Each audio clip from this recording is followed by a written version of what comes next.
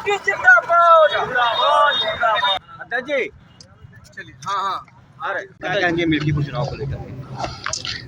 मिल्कीपुर का चुनाव प्रदेश के मुख्यमंत्री ने खुद रोकने का काम किया है।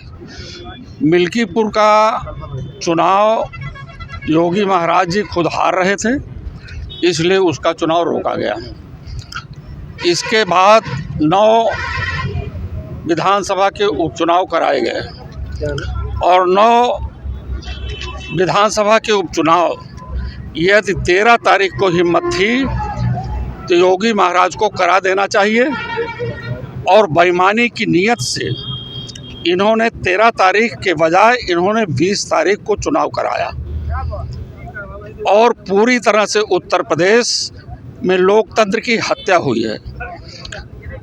संविधान की धज्जियां उखाड़ी गई हैं। इसलिए यह चुनाव लोकतंत्र के अनुरूप उत्तर प्रदेश का उपचुनाव नहीं रहा है। लोकतांत्रिक व्यवस्था के तहत बाबा साहब डॉक्टर अंबेडकर जी ने सबको वोट देने का अधिकार दिया। इन लोगों ने महिलाओं के साथ पिस्तौल दिखाने का काम किया, नौजवानों को लाठी और डंडे से पीटने का काम किया। इसलिए ये ज़बरदस्ती चुनाव जीत गए हैं, क्योंकि ये सवाल प्रदेश का जीतने का नहीं था, योगी जी को अपनी कुर्सी बचाने का चुनाव था। इसलिए अपनी कुर्सी वो बचा लिए हैं, लेकिन आने वाला 2027 में उनकी कुर्सी किसी भी कीमत पर नहीं बचेगी। संभल हिंसा को लेकर के राष्ट्रीय अध्यक्ष जी मिलने जाए तो उनको भी रोका गया। संभल हिंसा नहीं थी, हिंसा कराई गई है। जब भारत का कानून बना है तो देश का ना तो प्रधानमंत्री और उत्तर प्रदेश का ना मुख्यमंत्री कानून के मानने वाले लोग नहीं हैं, संविधान को मानने वाले लोग नहीं हैं। इसलिए जब 1991 का पूजा स्थल अधिनियम बना है और उस पूजा स्थल अधिनियम के विपरीत कि 15 अगस्त सन 1947 के पूर्व जो धार्मिक स्थानों की स्थिति है, जिनका जो पूजा स्थल है वो प्रेम भाव से वो अपने पूजा स्थलों पर पूजा पाठ करने का काम करेगा। कौन सी ऐसी ज़रूरत पड़ गई इनको संभल में सर्वे कराने की, और सर्वे जब कराया भी गया तो अदालत ने भी एक को संज्ञान में लिया और दूसरे पक्ष के संज्ञान की बात को नहीं लिया। इसके बावजूद भी शाही जामा मस्जिद के लोगों ने पूरी तरह से सर्वे कमेटी में जितने लोग गए थे सभी लोगों ने सहयोग किया, सर्वे कराया। दोबारा फिर सर्वे कराने के लिए गए तो वहाँ के लोगों ने सवाल किया कि ये सर्वे पुनः क्यों हो रहा है।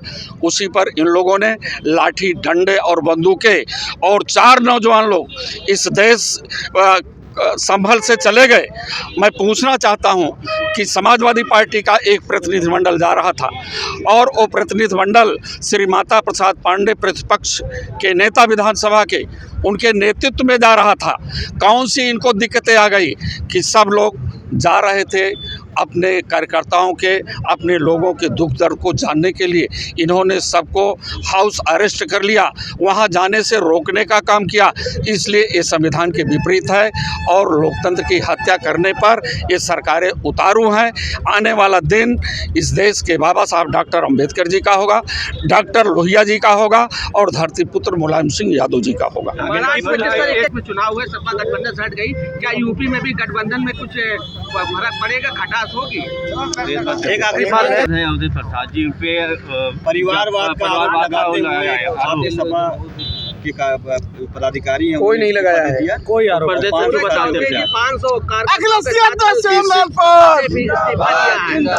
में सबको अपनी बात कहने का अधिकार है।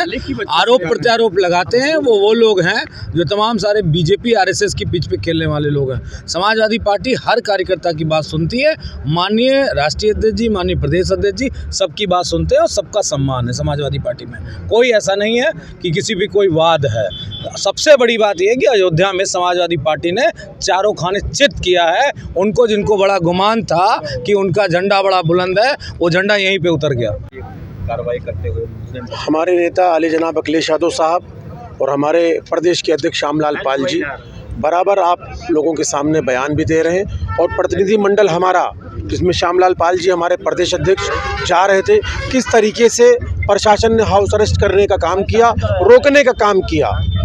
आखिर क्या छुपाना चाहते हैं? संभल की घटना एक इनकी भारतीय जनता पार्टी के लोगों की समझी बूझी रणनीति है। इन्होंने हत्या कराई है और संभल का दंगा भारतीय जनता पार्टी के लोगों ने कराया है। भाई क्या छुपाना चाहते हैं? अगर हमारा प्रतिनिधिमंडल समाजवादी पार्टी का प्रदेश अध्यक्ष जी के नेतृत्व में जा रहा था, वो जाता, जो हमारे 4 भाई हमारे बीच में नहीं है, आज हमारी किसी का माँ का बेटा गया है, किसी का भाई गया है, तो उनका दुख दर्द जानने के लिए हमारा प्रतिनिधिमंडल जा रहा था। उसको क्यों रोक रहे हैं? इसका मतलब कुछ छुपाना चाहते हैं। और वार्षिक जो आपके सामने है कि जो भी है, आप क्यों ऐसा कर रहे हैं? मंदिर मस्जिद, हिंदू भाई को मुसलमान भाई से लड़ाना, यही सब आपको आता है। आप रोजगार दो, नौजवानों को नौकरी दो, शिक्षा दो, ये नहीं करेंगे ना। किसानों के ऊपर लाठी चला रहे हैं।